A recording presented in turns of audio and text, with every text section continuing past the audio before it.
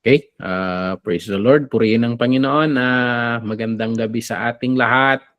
At muli, mag-i-start muli tayo ng panibagong subject dito sa ating module class. And i-start natin ngayon itong ating which is itong Foundations of Biblical Hermeneutics. So next meeting siguro, dahil hindi ko na pull out yung file ng ating curriculum, ipapakita ko kung ano na yung mga natapos natin. Hindi natin ma-execute dito sa ating online class yung kahit yung mga requirements. Alam mo, naiintindihan kung nagtatrabaho kayo.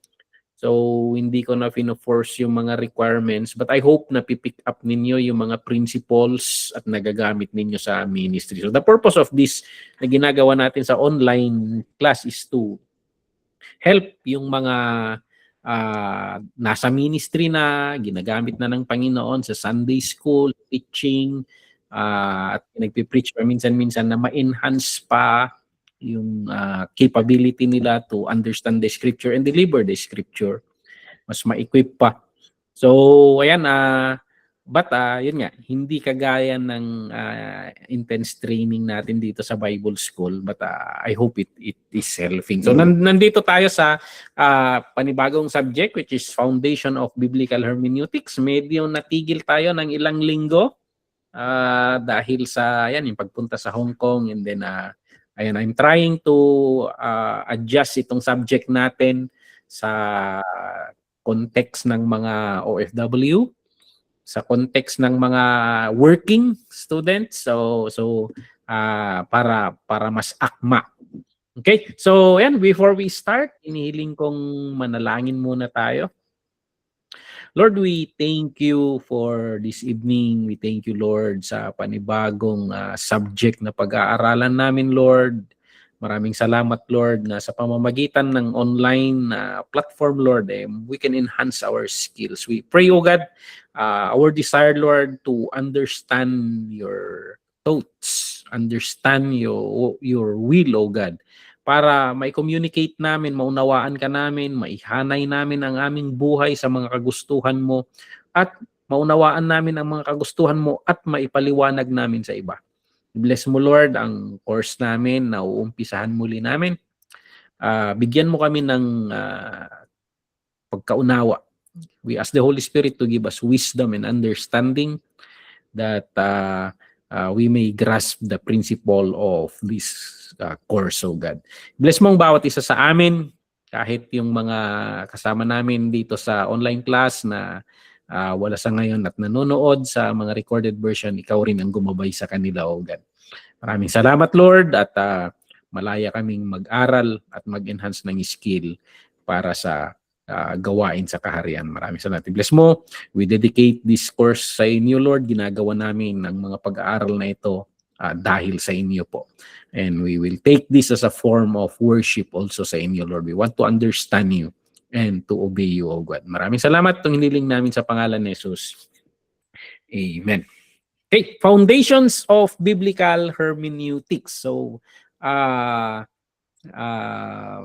bago ang lahat, I want to welcome each and everyone sa atin, kahit yung mga nasa recorded version, na uumpisahan natin ang bagong lakbay natin sa paglalakbay, sa pag-unawa, pag-interpret at pagtuturo ng Bible ng may accuracy at confidence. So, ayan. So, na-design ang course na ito para sa sino mang may hangarin na i-handle ang words of God in a responsible manner.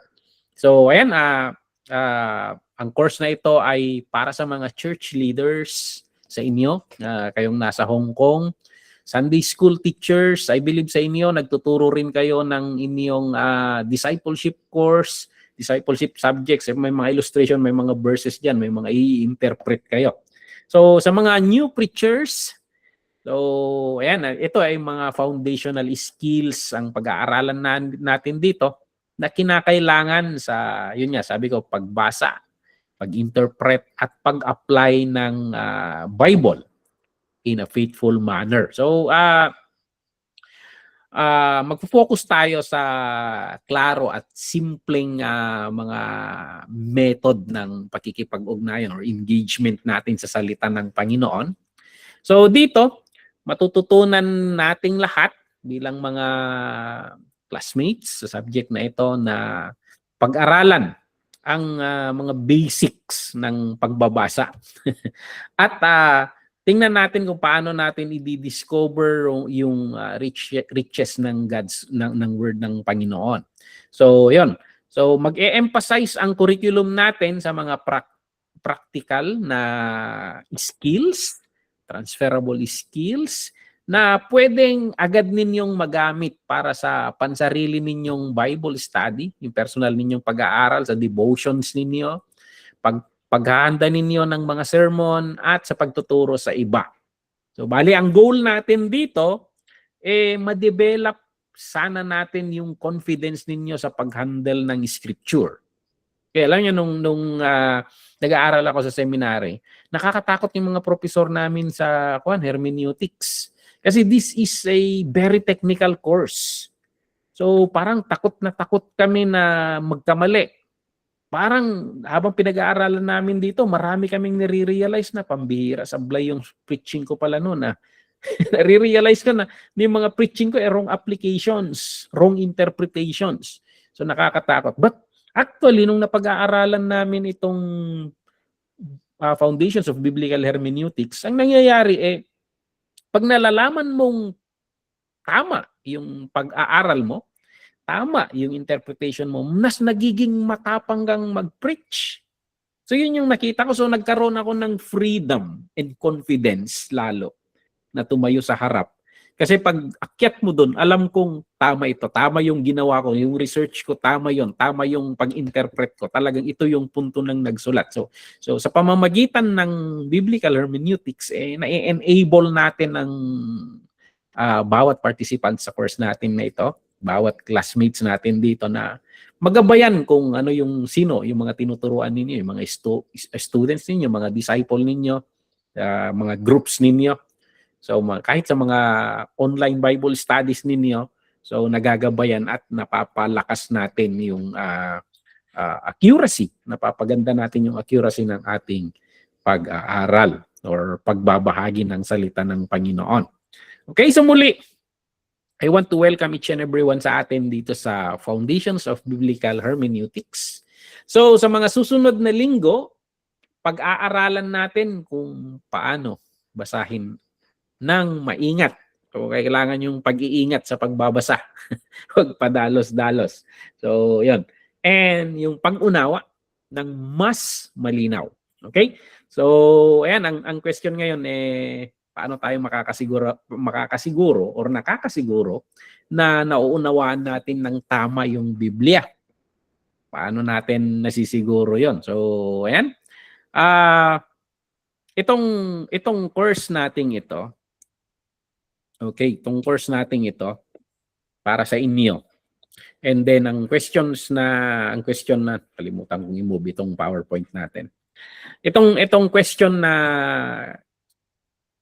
sasagutin natin, yun sabi ko nga, paano tayo makakasiguro na nauunawaan natin ng tama yung Bible para makapagturo tayo sa iba ng accurate. So, ayan. Itong subject nating hermeneutics, bakit hermeneutics ang katawagan dito? Bakit kaya? So, ayan. Parang kung pakikinggan mo itong word na hermeneutics, parang napaka-technical, napaka-academic, parang nakakatakot tong subject na ito. Which is totoo naman. Kasi actually this is a subject ito ng mga attorney, mga lawyers. Kung mapapansin niyo, kung sinusubaybayan ninyo ang mga discussions doon sa yung mga talakayan ng mga attorneys natin doon sa Senado na nangyayari. Actually, hermeneutics yung ginagawa nila doon Tama ba yung interpretation mo? Yung nasa circular ba yan? Yan ba yung sinabi ng circular? Yun ba yung sinasabi? Or interpretasyon mo lang yan? So, actually, ginagamit ng mga attorney itong principle of hermeneutics, subject nila talaga. Kaya pag natutunan mo ang mga principles nito, pwede kang makipagsabayan sa kahit attorney ang kausap mo. Kung tatanungin ka sa mga tungkol sa salita ng Panginoon, may katwiran yung explanation mo kasi alam nila na ginagamit mo rin yung hermeneutics. So, and may simpleng definition tayo dito. May simpleng definition tayo dito. At ang hermeneutics is the art and science of interpretation. Okay? So yan yung basic na kahulugan nito. The art and science of interpretation. So ayan, ito yung method or set of rules na ginagamit natin para maunawaan natin ang isang text. Maunawaan natin yung ibig niyang sabihin. So ayan, so paano ka nakakasigurado na na-interpret mo ng tama? So ito yung mga set of rules and principles. Okay? So ayan, though mukhang fancy word ang hermeneutics, napakasimple lang yung ibig sabihin nito. It is the art and science of interpretation. Okay? Usad tayo. Saan nang galing bakit tinawag na hermeneutics? Pupunta tayo sa basics nito. So, kasi actually may napaka-interesting na kwento dito. Bakit hermeneutics? So, ayan, ang hermeneutics na salita ay nanggaling sa pangalan ng Greek god na si Hermes. So, familiar siguro kayo sa Hermes. Napakalaki ng mga buildings ng Hermes diyan sa Hong Kong. So, yan yung mga favorito ng mga mamayaman na bags. It's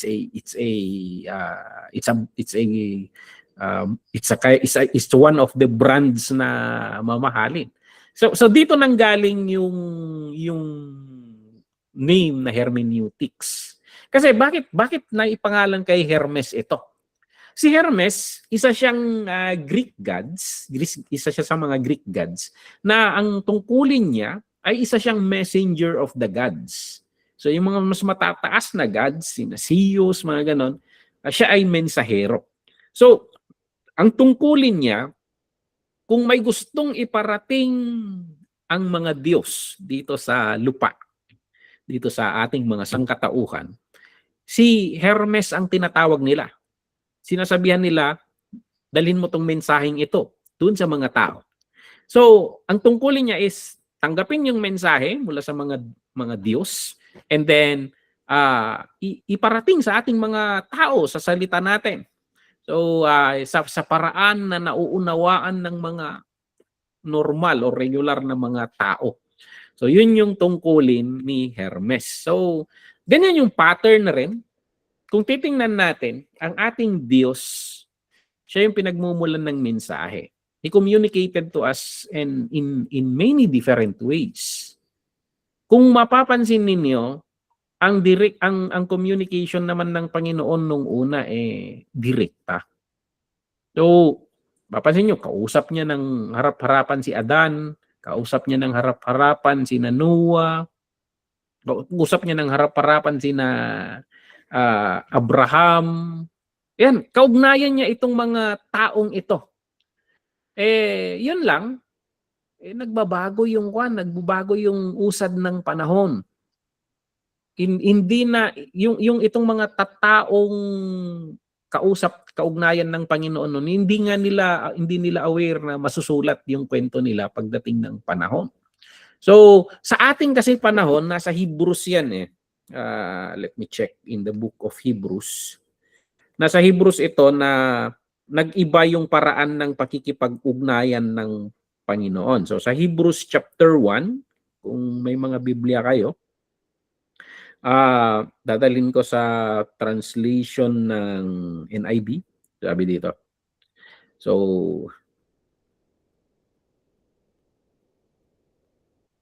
Hebrews chapter 2 pala yun, kaya pala 1. So, yun. Hebrews chapter 1 verse 1. Sabi dito, in the past, God spoke to our ancestors through the prophets at many times and in various ways. So ayan.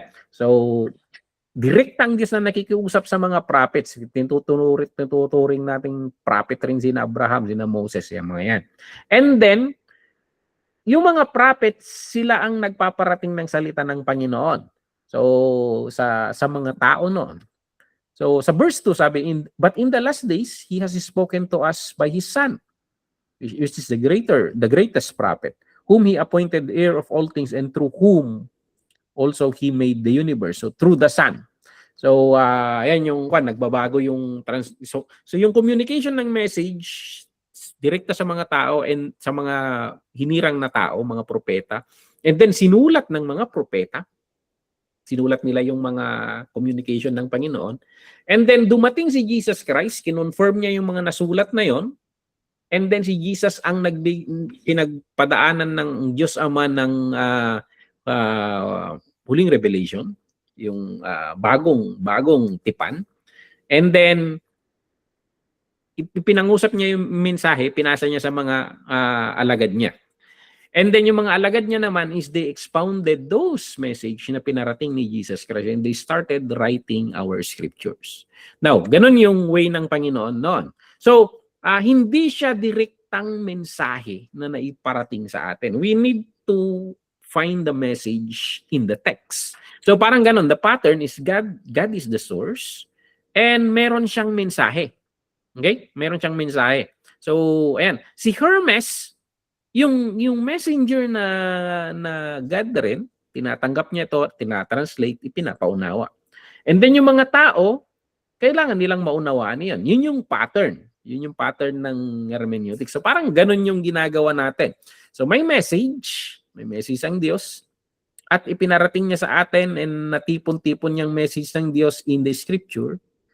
And parang ginagawa natin yung trabaho ni Hermes. Inuunawa natin, tinatanggap natin, at kailangan nating ipaunawa sa mga tao. So in some way, so parang in the principle, kung unawain natin, parang we take the role of Hermes. So that's why this is a hermeneutic subject. Nagiging hermeneut tayo. Okay? So basically, ginagawa naman natin yan sa pang-araw-araw. Ngayon, ang pag-aaralan natin, napakalawak ng hermeneutics, but magfo-focus tayo sa biblical hermeneutics. What is biblical hermeneutics? Okay? So sabi dito, biblical hermeneutics is the set of principles and guidelines we use to correctly interpret the Bible. So yung hermeneutics principle, yun yung ilalapat natin at ang paglalapatan natin ay yung Biblia. So it is the how-to of understanding God's Word. So paano uunawain? So this is the biblical hermeneutics. So nagbibigay ito ng maganda or responsible framework for moving from text to its meaning. So nagbibigay siya ng balangkas, nagbibigay siya ng pattern or rules and principles kung paano tayo dadalhin sa talagang meaning ng binabasa natin. Okay? So that is biblical hermeneutics. So ano yung mga key truth na tinatalakay dito? So ito kasi yung mga principles dito. Hindi natin binabasa yung Bible na vacuum. May context ang bawat bahagi ng Bible. So siguro napurga na kayo sa akin sa kakabanggit ko ng context. So yung Bible nasulat siya para sa mga specific, sa mga particular na tao. Na ang mga sumulat ay mga tao, specific rin na authors. Nasa isang bahagi sila ng panahon, isang bahagi ng lugar, at isang bahagi ng kultura. So, ano yung punto ng sinasabi nila? So, pwedeng nagbabago yung punto sa paglipas ng panahon. So, for example, may illustration ako sa mga tinuturuan ko dito noon. So nakabasa ka ng message at yung sabi niya doon, pagdating ko, pumunta ako sa Telegram. At sa Telegram, nagpadala ako ng wire sa'yo. So nagpadala ako ng wire sa'yo. At sa wire na pinadala ko sa'yo, mauunawaan mo ang gusto kong gawin mo. So, imagine mo yun. pag isinend mo yung mensahe, pag binasa ng mga kabataan ngayon, siguro nauunawaan pa natin yon. Pero yung mga kabataan ngayon, ang alam nila na Telegram, ang alam nilang Telegram yung app siguro sa cellphone na Telegram. Napupuntahan mo yung Telegram app sa cellphone ko yan ah. Tapos nagpadala ng wire, sabi niya. Anong ibig sabihin nung nagsulat sa wire? Baka ang iisipin ng isang kabataan, siguro ito charger ng cellphone yung pinadala niya. So malilito ka na, mawawala ka na sa communication. So parang ganoon. Ang Bible may mga bahagi doon na hindi ang kinukuha kasi natin is yung punto. So may mga naibigkas siya sa ibang idioms, ibang mindset, ibang mga punto na nauugnay sa kultura. Pero sa ngayon kasi kailangan nating kunin yung puntong yun para ma-interpret natin ng tama. Okay? So yan yung mga key principles. So ayan. So bakit kailangan natin ng method ng pag-unawa? So ayan, ito yung right question. Hindi ba sabi dito, hindi ba pwede na lang nating basahin yung Bible tapos hayaan na lang natin na i-guide tayo ng Holy Spirit sa kahulugan niya? So, totoo naman. So, and of course, kailangan natin yung Holy Spirit. So, yung Holy Spirit kasi kung tutuusin natin, yung Holy Spirit siya yung nag-inspire sa mga authors. So, itong Holy Spirit, hindi siya nagbigay ng mga general idea. So, hindi general idea yung yung hindi specific words yung binigay niya sa kanila. Ibinigay niya yung punto sa kanila at ipina-express niya sa kanila, in-express ng mga taong yun, yung punto na gustong tumbukin ng Holy Spirit in their own way na pag-express nila. So, siyempre, yung Holy Spirit, gagabayan tayo. So, yung sagot dyan, oo, the Holy Spirit, siya yung pinaka-teacher natin. Pero, yung sabi ko nga, yung Holy Spirit ang pinaka nag-inspire sa mga human authors na nagsulat para sa mga specific na tao. So kailangan may dalawang bagay na gawin tayo. Sa pag-aaral natin ng salita ng Panginoon, we need to pray for the help ng Holy Spirit. So, number 1 pa rin 'yon. And then, pangalawa, kailangan nating gamitin yung utak na binigay ng Diyos sa atin. Basahin mo yung nasusulat. Nandun na nga yung revelation eh. Nandun na yung revelation. Ano yung punto? So mag-analyze tayo, mag-imbestiga tayo. At sa pag-iimbestiga natin, gagabayan tayo ng Holy Spirit diyan. Okay? So, ayan. So, hindi ba pwedeng direkta na sa Holy Spirit? Magiging parang espiritista tayo nito. Kung ganun na yung napapanood ko lang sa TV, hindi ko naman nakita. Yung nagsusulat-sulat sila tapos ini-interpret nila ng parang nasasaniban sila. Hindi tayo ganun eh. Ang Panginoon, nag-communicate siya in a way na nauunawaan. Yun lang, unawain natin yung kino-communicate niya. And we need several principles. Okay? So, ang danger dito kasi, so pag walang method, pwede nating gawin yung Bible na sabihin ang kahit anong gusto nating sabihin niya. E napapansin mo, nagsasalungatan ang mga maraming pastor. Kasi kung anong gustong palabasin ng isa, pwede niyang palabasin. So, pwedeng imanipula yan. Pwedeng imanipula. So, kung walang method ng pag-i-interpret, walang scientific method na gagamitin natin, kung ano-ano ang pwede nating palabasin dyan, pwedeng paikutin yan. So, ayan. So, ano yung golden rule? Golden rule ng hermeneutics. So, ang pinaka-rule sa hermeneutics the Bible cannot mean what it never meant. So, anong ibig sabihin nito?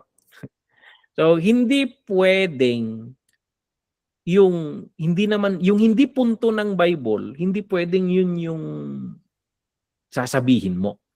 So, hahanapin mo kung ano yung punto ng nagsulat. Kasi yung punto ng nagsulat, yun yung in-inspire ng Panginoon at yun yung hinahanap nating meaning. Hinahanap nating meaning. So, ayan, kaya ang daming verses talaga na nababaluktot. Nakakalungkot. So, ayan, ang goal natin, in other words, ang goal natin ay i-discover natin yung original meaning na inilaan ng author para sa original niyang audience. At kapag naunawaan na natin yon, pwede na nating ma-figure out kung ano yung application ng original meaning na yon. Doon ka magme-meditate ngayon ng application. Kasi kung mali yung pagkaunawa mo sa author, automatic na yan. Mali na rin yung application mo. So, ayan. So, yeah, usa tayo. So, ang goal natin, i-discover natin yung original meaning na inilaan yung punto talaga ng author para sa kanyang original audience. Okay? And then, itong 2 steps, may 2 steps dito. So, yung process na dalawa. Ano ang ibig sabihin ng sinasabi niya sa original na audience, yung original na nagbabasa? So, ano yung pagkaunawa nila? Ano yung punto sa kanila? So, ayan, step 2. Paano ngayon na-apply yung meaning na yon sa atin? Okay? So, ayan. Paano ngayon na-apply yung meaning sa atin? So, yun lang yung dalawang process. Generalistic tayo ngayon, pero sa pag-usad natin, iisa-isahin natin ngayon. Nagbibigay lang ako ng overview sa gabing ito. Okay? So, bakit napakahalaga ang hermeneutics para sa mga leader or guro or preachers? So, magbibigay ako ng 5 reason dito kung bakit napakahalaga nito. At kailangan ito sana ang pinaka seseryosohin nating subject. So, may isang church na they requested me to teach them homiletics kasi nagagamit na raw sila sa church. And yun yung gusto nilang unang ituturo. Sabi ko sa kanila, delikado yan. So I insisted na we start with Old Testament survey. Kasi kailangan ninyong maunawaan yung overview ng Bible. Madaling gumawa ng sermon. Pero ang problem, paano pag mali yung sinesermon mo? So, ayan. So, kino-combine ko na sa Old Testament survey. Sinisingitan ko na rin ng mga principles of hermeneutics para later, magsisimula kami next week, magtuturo kami ni Pastor Dennis ng homiletics sa kanila. So, of course, ang mga application ipapagawa namin sermon, mga Old Testament kasi yun yung na cover namin. Okay?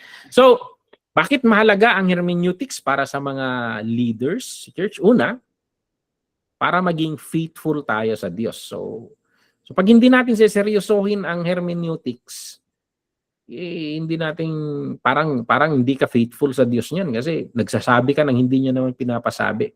So para protektahan ang flock, to build confidence in your teaching, to see the big picture, and to help people grow. Isa-isahin natin yan. Okay? To be faithful to God.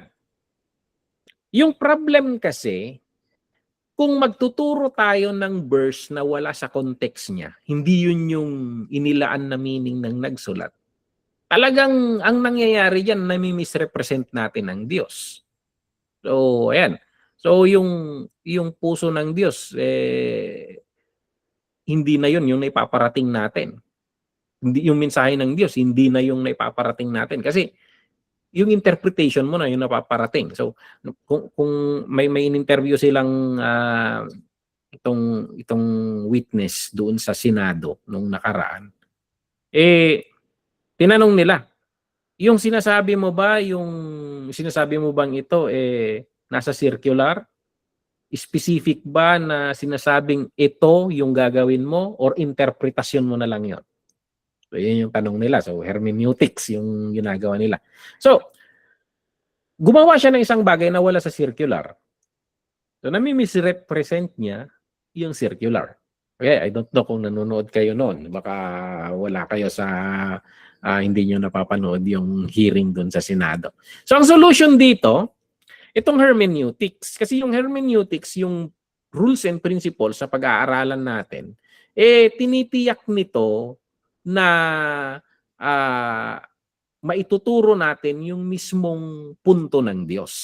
Hindi yung akala nating punto ng Diyos, inaakala nating sinabi niya, or yung gusto nating sabihin niya. So minsan naglalagay na tayo ng salita sa bibig ng Diyos, pero hindi naman yun yung sinasabi niya. So, ayan,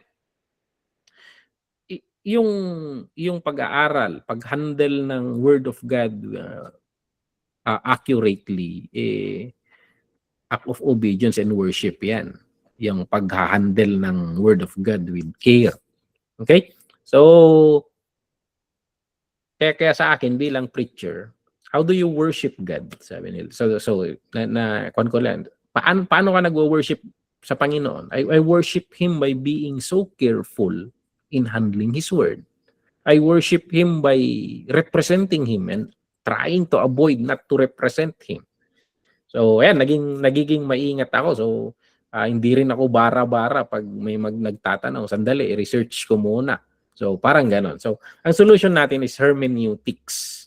Dahil dito, mai-ensure natin kung ano talaga yung sinabi ng Diyos. So, may mga bagay-bagay pa rin na medyo malabo kahit pag-aralan mo sa hermeneutics, kaya nag-aaway-aaway ang mga scholar natin.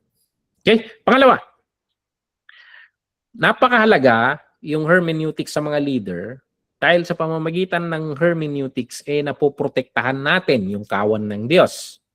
Yung problema kasi, kung magtuturo, kung tayo, ito sa kawan ng Diyos kasi, napakarami ng false teaching at kulto na naglitawan.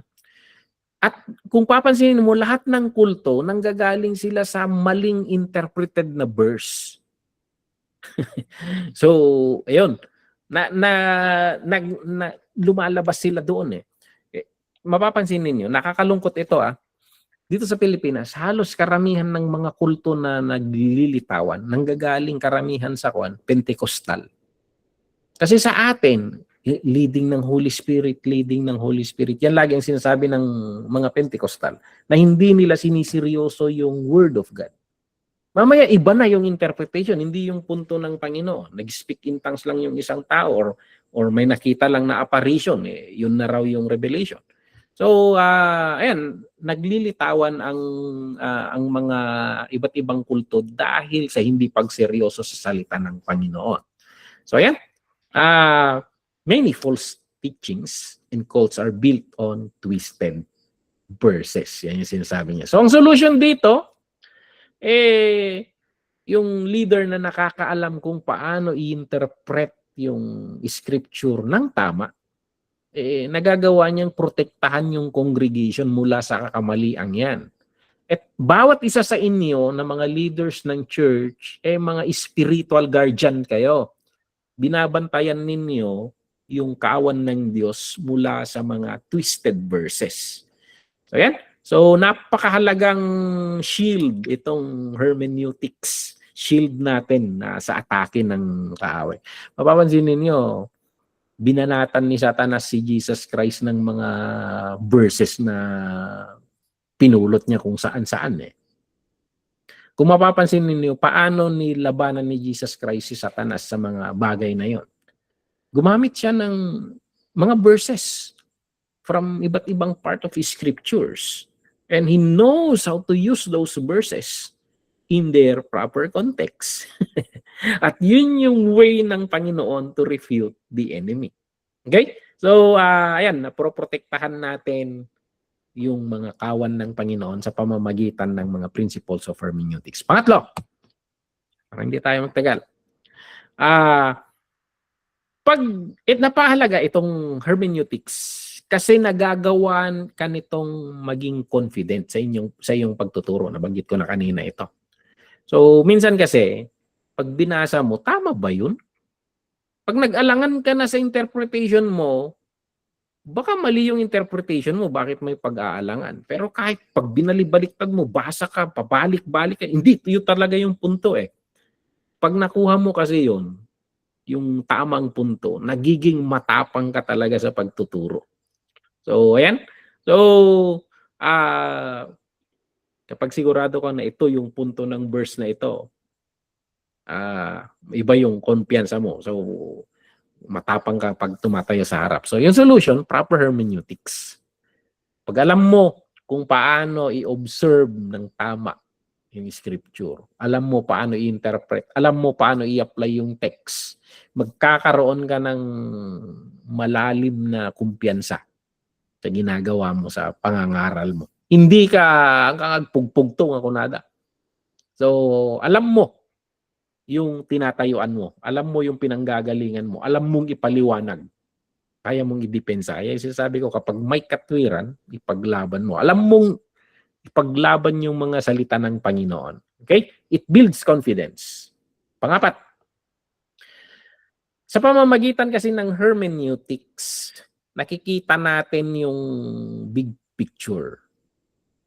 Lahat, sabi ni Jesus Christ, lahat ng sa Old Testament, yung mga nasusulat tungkol sa akin, sabi ni Jesus Christ. So, pag-ihiwalay mo kasi ang isang bahagi ng kwento sa kabuuan, may pag-aaral natin next meeting yan, na next meeting or the other, na may isang kwento lang na kino-communicate ang Biblia. At ang bawat bahagi i-interpret natin ayon sa kabuuan. Okay? So, parang naglalaro tayo ng jigsaw puzzle dito. Yung jigsaw puzzle, pag mali yung pinagpwestuhan mo ng isang piece nung kuwan, kapansin-pansin yan. So, ayan, may isang natatanggal doon, kapansin-pansin yan. So, bawat bahagi, i-interpret mo ayon sa kabuuan. So, ayan, example natin dito. Pwede mong kunin yung kwento ni David at ni Goliath. Ito yung example natin dito. Bakit ibinigay yung kwento ni David at Goliath? Ang point ng Panginoon, ikino-communicate niya kung paano niya binibuild itong kaniyang lingkod, si David. Kikita mo yung daloy Sa pagpatay ni David kay Goliath, naging prominent siya. And then sa yun, sunod-sunod na yung pag-angat ni David. And then, napakahalaga nun kasi naging hari si David. Nagiging insecure na yung dating hari, si Saul. Nagiging insecure na hanggang sa hindi nila mapigilan yung pag-build ng Panginoon kay David. And then may covenant na mula sa line ni David lalabas ang isang hari, ang tagapagligtas, ang Mesias na maghahari magpakailan pa man. So, ang punto nun, how God is building up His plan, the big picture. Pero pwede mong, ang ginagawa ng marami, ina-isolate yung kwento ni David at Goliath at nagtuturo ng tungkol sa pagiging matapang. Yun ba yung punto niya? Yung kwento ba ni David tungkol sa pagiging matapang? ang kwento ni David ay tungkol sa faithfulness ng Panginoon, tungkol sa kamay ng Panginoon na nagpro-protect sa kanyang lingkod, tungkol sa kamay ng Panginoon na ginagawa niya yung kahit yung mga hindi able, underdogs, na maging successful in alignment to the will of God. So parang ganun yung kwan natin. So hindi sa pagiging matapang ni David ang kwento doon. And we always do that in preaching. So ayan. So ang solution natin dito itong hermeneutics kasi nakakatulong ito sa atin na makita ang bawat bahagi ng punto ng Biblia na tumutukoy kay Jesus Christ. So, kaya sa last na bahagi ng hermeneutics natin, Christ-centered hermeneutics. Yan yung pupuntuhin ko dito So, ayan. Yung good hermeneutics, ituturo niya sa mga tao na basahin ang Old Testament in the lens of New Testament. Yung interpretation mo, nakikita sana yung connection niya sa New Testament. So, hindi ka mag-preach or mag-i-interpret ng isang bagay na hiwalay. So, yung kwento, Genesis to Revelation, magkakadugtong yan. So, ito yung big story ng redemption. At kapag alam mo na anong bahagi yung isi-sermon mo sa big story of redemption. So, pag accurate yung interpretation mo yun, natatransform yung teaching natin mula sa simple moralism, tinuturuan mo lang yung tao na paano maging mabuti, Hindi, nagiging declaration yung interpretation mo or yung preaching mo ng what is the gospel.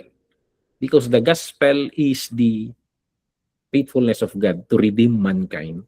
At yung paglalagay niya kay David doon, malaking milestone yun sa pag-fulfill ng Panginoon sa gospel na binubuo niya. Okay?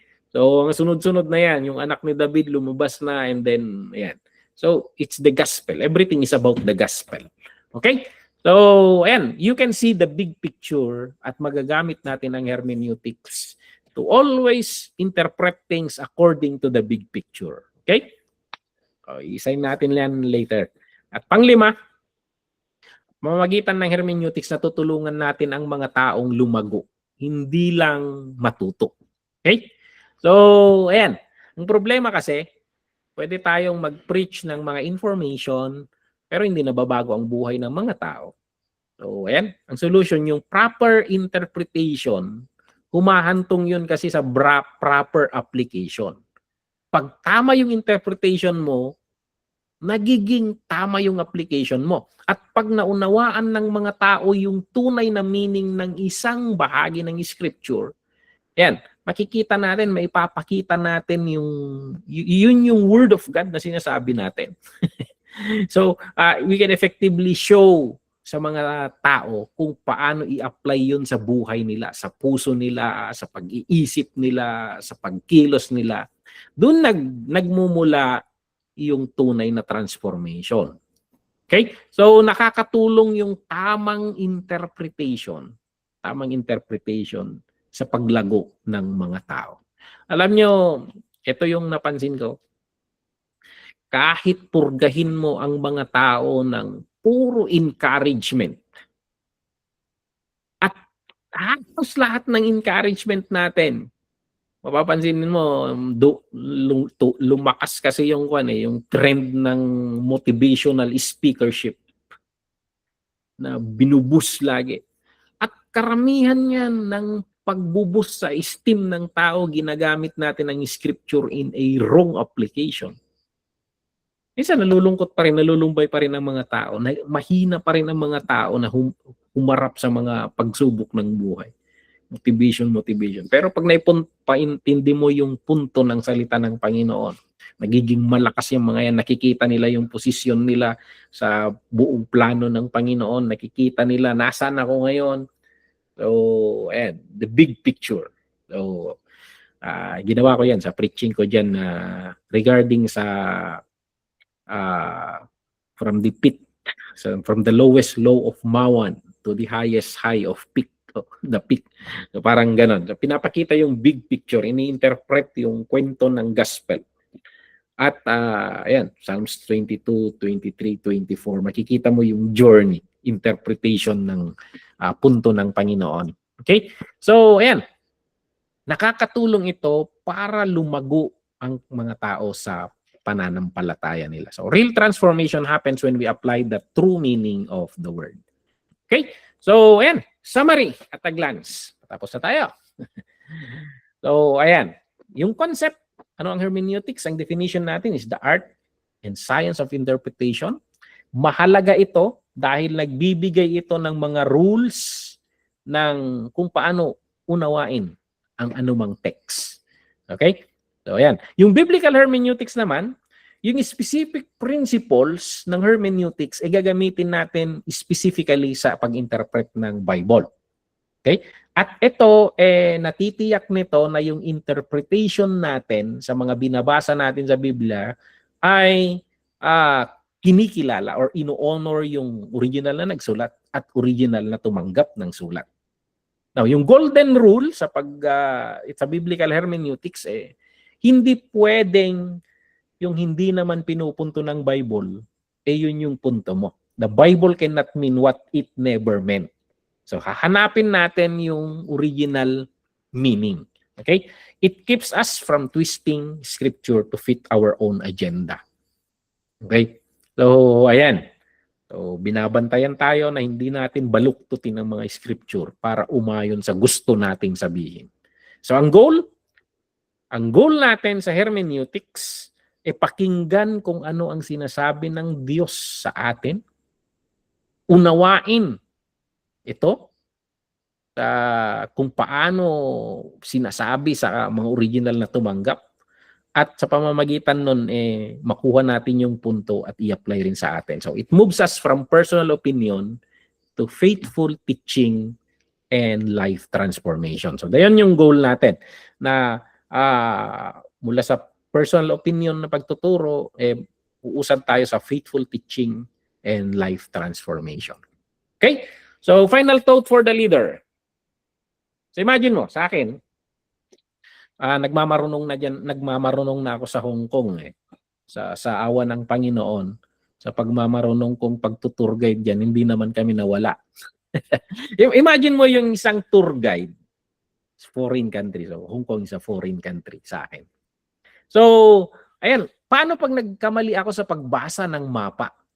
Ito yung problema namin ni Pastor John noon, nung pupunta kami sa Ngongping. Kasi nakakalito yung GPS.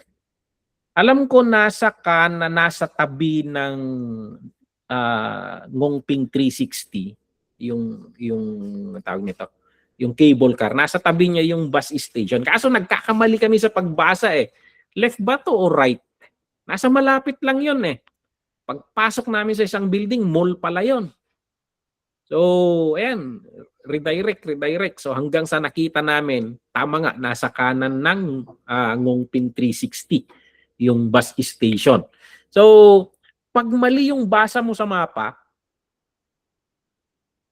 excuse me, pag mali yung basa mo sa mapa, talagang madadala mo yung grupo mo sa maling direksyon. Sa akin, mali yung basa ko papunta sa kaliwa. Kasi yung basa ko sa mapa, nadidelay kasi nadidelay yung reaction ng Google Map. Napasok kami sa mall. Kasi yung mall nasa kaliwa. Pag umikot pala yung GPS, nasa kanan. Okay naman, hindi naman nahalata na nawala kami doon. Pumasok kami sa isang building kasi naiihi naman sila. So, hindi, mag-CR muna kayo, mahaba-haba yung biyahe. Pero alam ko na, naligaw na kami. So parang ganon. So, ayan. Pag mali yung basa mo sa mapa, mali rin ang direksyon ninyong lahat. So, hindi lang ikaw ang mawawala. Mawawala yung buong grupo. So, ayan. So, bilang mga teachers, bilang mga preachers, parang mga tour guide tayo sa bayan ng Diyos, sa body of Christ. Yung Bible ang ating mapa. Now, itong course na pag-aaralan natin, ituturo nito sa atin kung paano yung tamang pagbasa ng mapa. So, ang goal natin,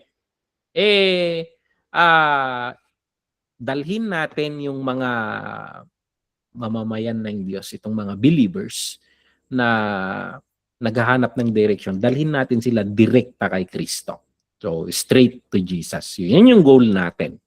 Okay? So, yan yung overview ng ating hermeneutics. And ito yung ating lakbay. Maglalakbay tayo, mahaba-habang lakbay. It would be, the design is 16 sessions, so mahaba-haba ito. Pero try natin na mas mabilisan. So, hinahati ko ito sa apat na bahagi.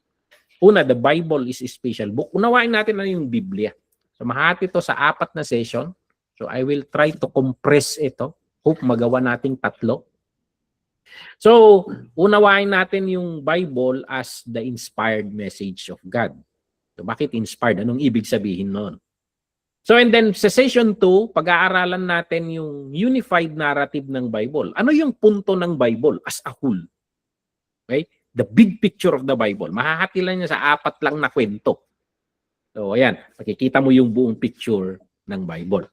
And then, hahatiin natin yan sa session 3 sa 2. So, uunawain natin yung Biblia sa 2 bahagi. Old Testament and New Testament. Okay? Yung Old Testament ay pangako, yung New Testament ay fulfillment. Okay? Yun yung pag-unawa natin dyan. So, titingnan natin later yan. And then sa session 4, subukan nating mag-navigate sa loob ng Biblia. So, bawat buklat mo doon, mai-interpret mo sana yon sa kabuuan na meaning. Okay? So, ayan, kung inilagay ka sa nilagay ka sa panahon ni Joseph, anong bahagi yon sa kabuuan ng kwento ng Panginoon? Okay, bakit dinala si Joseph sa Egypt? Okay, sa Egypt pala mapoprotektahan yung pamilya ng Panginoon, yung sina Jacob at yung 70, mga around 70 na mamamayan. Doon pala sila tatawag nito, ilalagay ng Panginoon, parang incubator ang Egypt para paramihan sila, maging bansa sila. Pero doon pala, dumami sila, hanggang sa dumami na sila, bahagi yun. Makikwikwento mo yung buong pangyayari ng buong Biblia. Hanggang sa nabuo yung nadala ang Israel sa pinangako ng Panginoon na bansa, lumago sila, umangat si David. Yan, mabubuo mo yung kwento. Ina-navigate natin yung Bible. Part 2. Titingnan natin, pag-aaralan natin kung paano basahin ang Biblia, yung maingat na pagbabasa. Kasi minsan hindi tayo maingat sa pagbabasa. Nung elementary tayo, mayroon yung pinapagawa sa atin noon na reading and comprehension. Nung una yung reading and comprehension, nagmamarunong ako eh. Parang pabilisan yung diskarte. Ang bilis, hindi ko alam na ang susunod pala doon, magpapaquiz sila. Ang bilis mo nga natapos. Nung quiz, wala ka nang maalala sa detalye.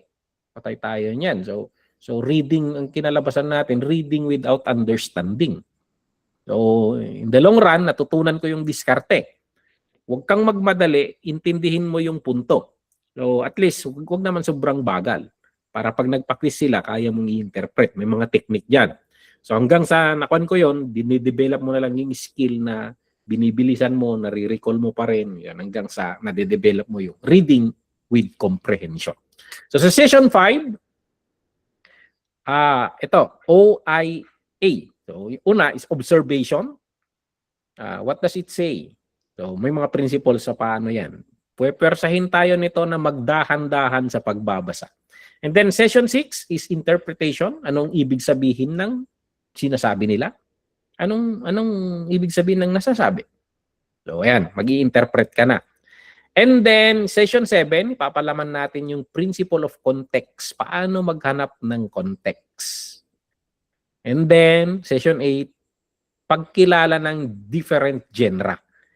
So ayan, sabi ni Ate Mariette kanina, nagkwekwentuhan kami. Bakit yung iba ang daling basahin yung mga novel? Bakit ng salita ng Panginoon ang hirap unawain? Kasi nasulat yan sa iba't ibang genre. Actually, pag nagbasa ka sa loob ng Biblia ng genre na novel, so anong genre na novel sa Bible? Yung kwento ni Ruth, kwento ni Jonah, kwento ni Esther. Parang mga novel type yan. Ang daling unawain, ang daling makuha yung punto. So, ayan. Dahil nasa genre ng novel. Paano yung genre ng wisdom literature? Genre ng prophecy, paano mo unawain yun? Iba't ibang paraan ng pag-unawa. Kaya papasok tayo sa part 3. Unawain natin yung iba't ibang genre ng Bible. So, una, paano mo interpret ang Bible narrative? Ano ang Bible poetry? Paano basahin yan? Paano unawain? Paano pag-interpret ng law? So, ayan. Kasi minsan, ito napansin ko mali-mali yung, hindi natin alam paano i-apply yung law. So, akala ko ba kinat ni Jesus Christ ito? Bakit kailangan na naman? Pag-aaralan natin later yan. And then, pag-interpret ng mga prophets. Yung sinulatan ng mga prophets. And then, part 4, application. Pupunta tayo sa application. So, naunawaan na natin nito, paalam natin para unawain itong mga different genre. Ngayon, paano natin i-apply? Living out God's Word. Application. So, tatlo lang yung principle. OIA. Observe, investigate, apply. Nasa apply na tayo. Anong ibig sabihin nito ngayon? Ano ngayon? Kung yun yung ibig sabihin sa kanila, anong ibig sabihin sa akin? Ayan, paano mo i-extract at igawan ng application para sa panahon natin. And session 14, ito yung sinasabi ko kanina, na ang goal natin is Christ-centered hermeneutics. Kung natatandaan ninyo, sa pagtuturo ko ng homiletics sa inyo, pinupunto ko yung Christ-centered preaching. influence ni Dr. Brian Chappell sa akin. So medyo influence ako ng book na yon. So Christ-centered preaching, yung kwan natin na every sermon mo sana, you end up bringing out Christ in your preaching. So si Kristo lagi ang naha-highlight. Dito naman, Christ-centered hermeneutics. Hanapin mo si Jesus Christ sa kwento. Meron siya doon. May mahiling magtago ito. Maglaro kayo ng tago-taguan. May galing magtago ito. Pero magaling ka rin maghanap. Yan yung ibibigay ng hermeneutics sa'yo. Paano mo hanapin si Kristo doon sa kwento? So, yan. You bring out Christ. So, Christ-centered hermeneutics. And then, session 15, pag-aaralan natin yung role ng Holy Spirit in interpretation. Napakahalaga nito. Napakahalaga nito. And then, session 16, we will review kung anong napag-aralan natin and then we will celebrate because we are equipped. We become more able in handling the Word of God. So, ayan, yan yung roadmap ng ating pag-aaralan, overall ng hermeneutics. It's already 11, so I will close here. So, purihin ng Panginoon. See you on next meeting and uumpisahan natin ngayon sa dito, yung the Bible. Unawain natin ang Bible. Okay? May question? Meron kayong clarification? Isisend ko itong notes natin and you can go back dito, yung introductory notes natin. And isisend ko rin sa inyo yung syllabus, yung overview ng mapa ng biyahe natin sa course na ito.